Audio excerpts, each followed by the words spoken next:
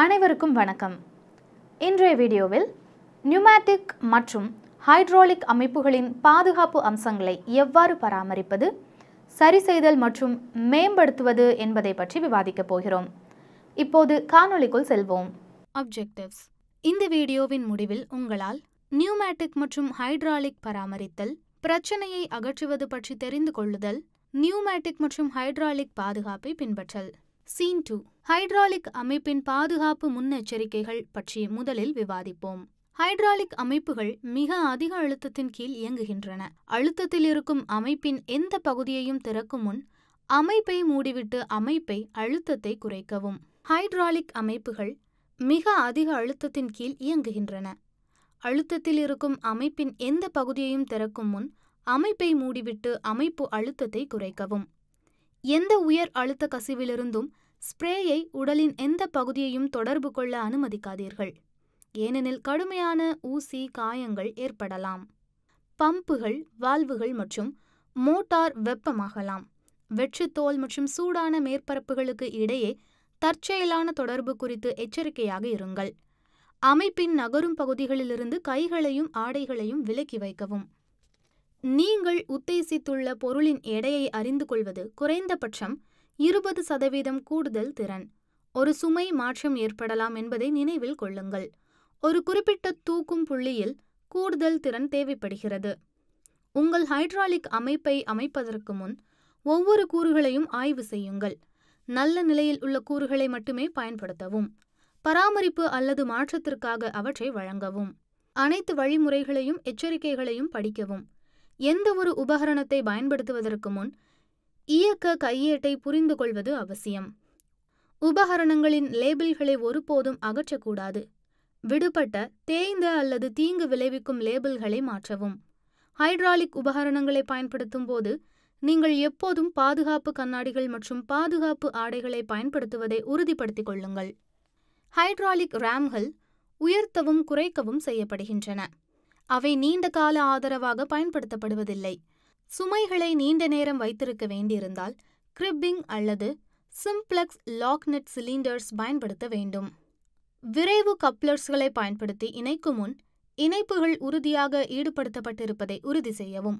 பொருந்துதல்கள், அளவீடுகள் மற்றும் பிற திரிக்கப்பட்ட இணைப்புகள் இறுக்கமாக திருகப்பட வேண்டும் மற்றும் கசிவு இல்லாமல் இருக்க வேண்டும். பொருத்துதல்களை ஒருபோதும் மிகைப்படுத்தாதீர்கள், ஏனெனில் அவை சிதைந்துவிடும் அல்லது நூல் சுய விவரத்தை அகற்றலாம் அல்லது த்ரெட் ப்ரொஃபைலை அகற்றலாம். குறைந்த மற்றும் உயர் அழுத்த கூறுகளுக்கு இடையே தவறான ஹைட்ராலிக் இணைப்பு மற்றொரு ஆபத்து. குறைந்த அழுத்த அமைப்பு உயர் அழுத்த பம்புடன் இணைக்கப்படக்கூடாது. உயர் அழுத்த அமைப்பில் குறைந்த அழுத்த பகுதி, குழாய் அல்லது பொருந்துதல் இருக்கக்கூடாது. பாகங்கள், குழாய்கள் அல்லது பொருந்துதல்களில் சிதைவுகள் சாத்தியமாகும். ஹைட்ராலிக் அமைப்பில் ஒருங்கிணைக்கப்பட்ட அழுத்தம் நிவாரண வால்வுகள் மூலம் பயன்பாட்டின் போது அழுத்தம் உருவாக்கம் தடுக்கப்படுகிறது. சரியான செயல்பாட்டிற்கு உத்தரவாதம் அளிக்க இந்த வால்வுகளை சுத்தமாக வைத்து எப்போதாவது சோதிக்கவும். எந்த சூழ்நிலையிலும் ஹைட்ராலிக் குழல்கள், பொருத்துதல்கள் அல்லது கப்ளர்களை அவிழ்க்க முயற்சிக்க கூடாது. கை பம்பின் ரிலீஸ் ஸ்க்ரூவை திறந்து ரேமை இறக்கி மீண்டும் மீண்டும் அனைத்து ஹைட்ராலிக் கட்டுப்பாடுகளையும் மாற்றவும் அல்லது திறக்கவும். அமைப்பில் ஒரு கேஜ் இருந்தால் அழுத்தத்தை 2 முறை சரிபார்த்து முழுவதுமாக வெளியிடப்பட்டதா என்பதை உறுதிப்படுத்தவும். ஒரு குழாய் மீது கூர்மையான அல்லது பெரிய எதையும் கைவிட வேண்டாம். பிஸியான பகுதிகளில் இருந்து குழாயை தள்ளி வைக்கவும். உள்குழாய் கம்பி இழை சேதத்தை நிறுத்தவும். நீங்கள் அழுத்தம் கொடுத்தால் ஒரு தவறான குழாய் வெடிக்கலாம். ஹைட்ராலிக் கோடுகளை திசை திருப்பும் போது அவற்றை கிங்ஸ் மற்றும் கூர்மையான வளைவுகள் இல்லாமல் வைக்கவும். பம்புகளை அவற்றின் குழல்களால் எடுத்துச் செல்லவோ அல்லது இழுக்கவோ கூடாது. ரேம்கள் அல்லது குழாய்கள் அவற்றின் பின்னால் இழுக்கப்பட்டாலோ அல்லது இணைக்கப்பட்ட குழல்களால் எடுத்துச் செல்லப்பட்டாலோ கப்ளர்கள் மற்றும் குழல்களுக்கு பாதிப்பு ஏற்படும். சேதமடைந்த கப்ளர்கள் மற்றும் குழல்களை பயன்படுத்துவது ஆபத்தானது. இயந்திரத்தை விட்டு வெளியேறும் முன் ஹைட்ராலிக் வேலை செய்யும் அலகுகளை எப்போதும் தரையில் இறக்கவும்.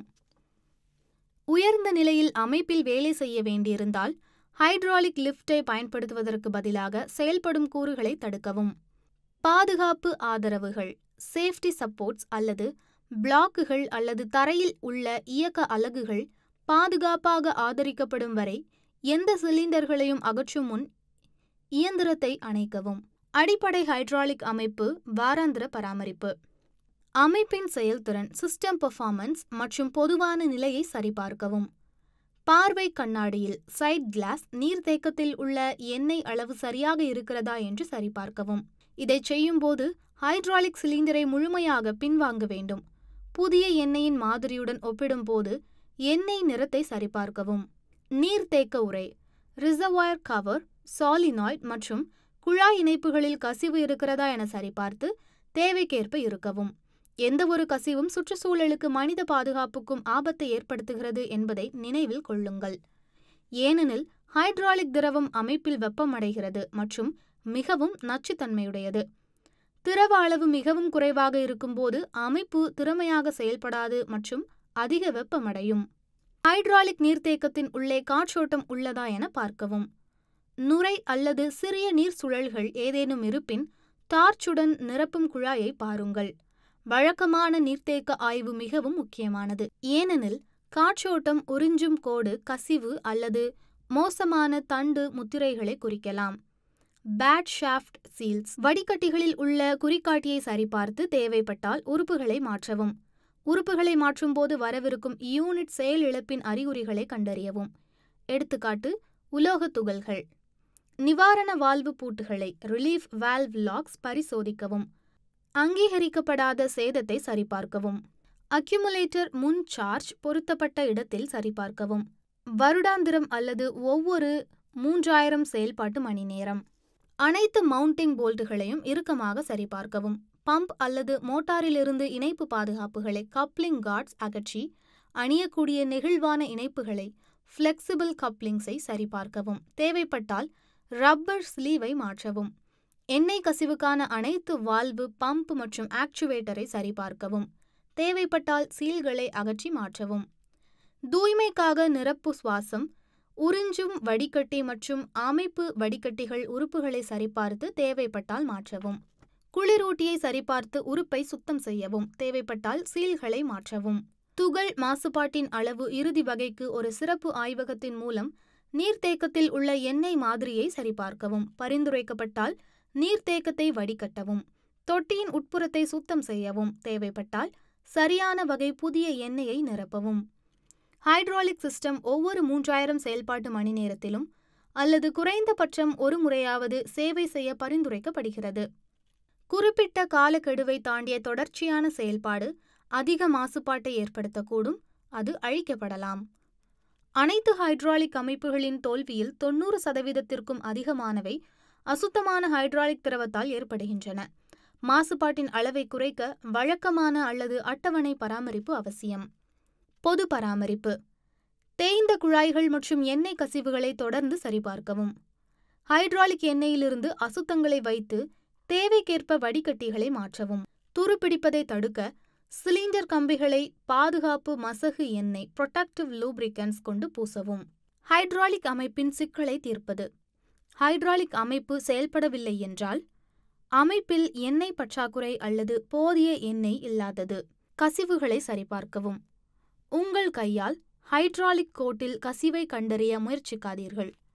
அடிக்கடி எண்ணெயாக இருக்கும் ஹைட்ராலிக் திரவம் அதிக அழுத்தத்தில் இருப்பதால் கசிவால் வெளியிடப்படும் சுருக்கப்பட்ட திரவம் தோலையோ அல்லது கண்களையோ துளைத்து குடலிறக்கம் போன்ற கடுமையான தீங்கு விளைவிக்கும். உயர் அழுத்த ஹைட்ராலிக் திரவ ஊசி காயங்கள் உடனடி மருத்துவ கவனிப்பு தேவை.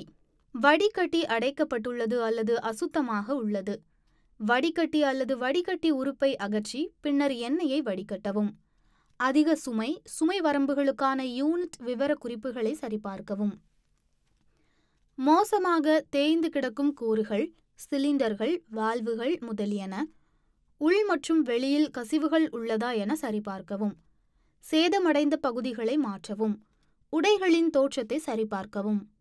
ஹைட்ராலிக் அமைப்பு மெதுவாக இயங்கினால் இயந்திரத்தை வேலை செய்வதற்கு முன் எண்ணெயை சூடாக்க அனுமதிக்கவும். குறைந்த வெப்பநிலை ஹைட்ராலிக் எண்ணெயின் பாகுத்தன்மையை அதிகரிக்கிறது. இதனால் எண்ணெய் பம்பை அடைவதை கடினமாக்குகிறது. எண்ணெய் 70 டிகிரி அல்லது அதற்கு மேற்பட்டதை அடையும் முன் அமைப்புகளை சுமைக்குள் வைப்பது குழி உறுதல் மூலம் அமைப்பை சேதப்படுத்தும். ஹைட்ராலிக் திரவம் மிகவும் வெப்பமான சூழலிலும் ஆக்சிஜனேற்றம் மற்றும் தடிமனாக இருக்கும். வெப்பத்தை சிதறடிக்கும் அமைப்பின் திறனை குறைப்பதுடன் இந்த திரவம் தடித்தல், ஓட்டத்தை கட்டுப்படுத்தும் அமைப்பில் திரட்சிக்கு வழிவகுக்கும். ஹைட்ராலிக் அமைப்புகளின் செயல்திறன் திரவத்தின் தரம் மற்றும் அளவு ஆகியவற்றால் பாதிக்கப்படலாம். போதுமான திரவ அளவுகள் மற்றும் பயனற்ற வடிகட்டுதல் ஆகியவற்றால் காற்று மாசுபாடு ஏற்படலாம். அதே சமயம் திரவ மாசுபாடு வெப்பநிலை சிக்கல்களுக்கு வழிவகுக்கும். வடிகட்டிகள் அல்லது வரிகளில் வரம்புகள். ஏதேனும் கோடுகள் அல்லது கூறுகளை சுத்தம் செய்யவும் அல்லது மாற்றவும். முறையற்ற மாற்றங்கள். துளைகள், நிவாரண வால்வுகள் ரிலீஃப் வால்வ்ஸ் போன்றவற்றை சரிபார்க்கவும். கையேட்டை சரி செய்யவும். எண்ணெய் கசிவு. பொருந்துதல்களை இறுக்குங்கள், சீல்கள் அல்லது சேதமடைந்த கோடுகளை மாற்றவும். அமைப்பில் உள்ள எண்ணெய் அதிகமாக வெப்பமடைவதால். போதுமான வெப்ப பரிமாற்றம். நீர்த்தேக்கம் மற்றும் அதன் கூறுகள் ஏதேனும் சேறு அல்லது அழுக்கு இல்லாமல் சுத்தம் செய்யவும். செயலிழந்த கூறுகளை பழுது பார்க்கவும் அல்லது மாற்றவும். நீர்த்தேக்கம் மிகவும் சிறியது. பம்ப் அளவு 1.5 கேலன் பெர் மினிட் மடங்கு இருக்க வேண்டும். பம்ப் ஒலியை உருவாக்கினால். இன்லெட் ஸ்கிரீன் செருகப்பட்டுள்ளது, உறிஞ்சும் கோடு அடைக்கப்பட்டுள்ளது அல்லது மிகச் சிறியது. மாற்றவும் அல்லது சுத்தம் செய்யவும். சாதனத்துடன் வழங்கப்பட்ட வழிகாட்டுதல்களை கவனிக்கவும். இன்லெட்டில் குழாய் பொருந்துதல் பயன்பாடு. சரியான பொருந்துதலுடன் மாற்றவும். இந்த வீடியோவில் இதுவரை நியூமேட்டிக் மற்றும் ஹைட்ராலிக் அமைப்புகளை எவ்வாறு பராமரிப்பது, சரி செய்தல் மற்றும் பாதுகாப்பு அம்சங்களை பற்றி விவாதித்தோம். இந்த வீடியோவை பார்த்த பிறகு நீங்கள் பாதுகாப்பு அம்சங்களை அறிந்து கொள்ளலாம், அவற்றை பராமரிக்கலாம் மற்றும் நியூமேட்டிக் மற்றும் ஹைட்ராலிக் அமைப்புகளை சரி செய்யலாம் என்று நம்புகிறேன். இந்த வீடியோவை பார்த்ததற்கு நன்றி.